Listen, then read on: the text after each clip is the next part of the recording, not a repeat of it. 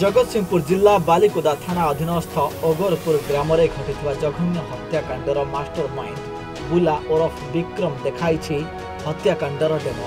गत फेब्रुआरी 19 तारिख राति 11टार मानिया विश्वाल नामक व्यक्ति को जघन्य भाव हत्या करा बेले मानियार पुओ सिलू और तांको स्त्री को जघन्य भाव हत्या उद्यम करा।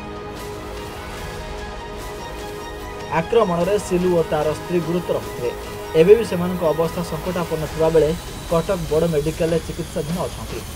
तेबे एही सब जघन्य कांड घटाइथिबा अभियुक्त अन्य केही नथिले खोद मानिया विश्वालंक सौतुनीर पुओ माने अर्थात सिलू विश्वालर साबत मार पुओ बुला और विक्रम विश्वाल एही कांड करिछि। अभियुक्त निज मार टिके खुशी पई घटाइथिला एभली जघन्य कांड।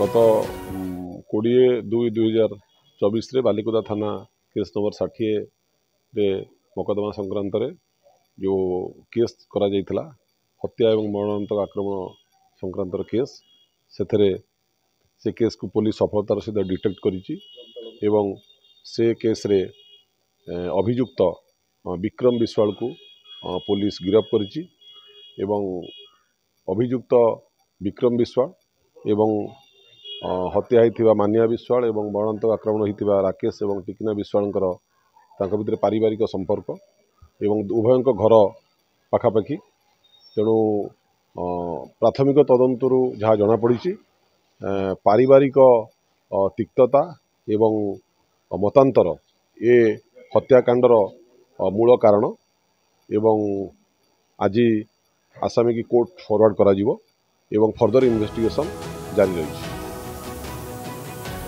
सूचना मुताबक बुलार बापा अर्जुन विश्वाल द्वितीय विवाह करथिला मानिया विश्वाल को आउ सेतेबेले को बुला 13 वर्षर होइथिला।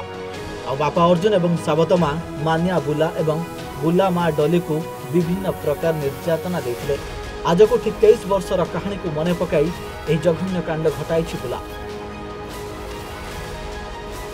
साबत मां मानिया विश्वाल एवं तार पुओ सिलू मध्य बहु को जीवन रो हटाई देबाक स्थिर करथिला बुला ओरफ विक्रम। सुदूर चेन्नई रु बाइक रे आसी गाँ ओगरपुर रे पहुंचीथिला 19 तारिख राति 11टा समय आउ प्रतिशोध न्याय को अटकाई पारि नथिला बुला। डेमो देखाइबा परे कोर्ट चालान करिछि बालिकुदा पुलिस। याकु नै एडिशनल एसपी कहिसंती पुणी थरे आसामी को रिमांड रे अना जाई पूरा सत्य प्रकाश करा दिबो। परादीप सुमंत स्वाईं रिपोर्ट सूचना टीवी।